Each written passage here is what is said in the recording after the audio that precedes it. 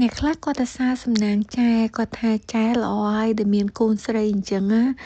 បើសិនជាមានកូនប្រុសវិញចប់ដែលសារតែកូនប្រុសអត់ចេះមើលថែម៉ែឪហើយបើកូនស្រីវិញគាត់ពេលម៉ែឪចាស់ទៅគាត់ចេះមើលថែអីអញ្ចឹងណានឹងគឺជាគំនិតយោបល់របស់គាត់សម្រាប់ចែវិញកូនស្រីកូនប្រុសគឺដូចតែគ្នាទេចែចិញ្ចឹមគាត់គឺមិនបានរំពឹងទុកថាពេលដែលចែចាស់ទៅឲ្យគាត់មើលថែចែឡើយតែពេលដែលកូនមានគ្រួសារគឺចែអត់ចង់ឲ្យគាត់នៅឆ្ងាយពីចែទេឧទាហរណ៍ថាគាត់នៅផ្ទះផ្សេងពិតមែនប៉ុន្តែនៅម្ដុំចិត្តចែគឺថាបើកឡាន10នាទី5 10ឬកន្លះម៉ោងដល់អីអញ្ចឹងណាព្រោះអីចែចង់ឲ្យកូននៅក្បែរភ្នែកក្បែរច្រមុះស្រួលមើលគាត់ថាតើ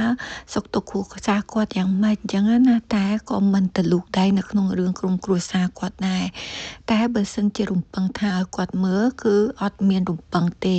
ចែមករស់នៅស្រុកក្រៅតាំងពីចែអាយុ18ឆ្នាំម្ល៉េះហើយការគិតរបស់ចែមានទាំងបុរាណនិងសម័យនៅទីនេះមានមណ្ឌលចាស់ជរាម្ល៉េះហើយចែរីករាយនឹងប្រើសេវាកម្មនេះចែយល់ច្បាស់ថានៅនេះគឺត្រូវធ្វើការដើម្បីជីវភាពគ្រួសារមិនថាចែមិនថាកូនចែទេនៅពេលដែលធំឡើងគាត់មានគ្រួសារគឺគាត់ត្រូវការធ្វើការដើម្បីគ្រួសារគាត់ហើយម្ល៉េះហើយគាត់អត់មានពេលវេលាគ្រប់គ្រាន់សម្រាប់មើលថែចែទេ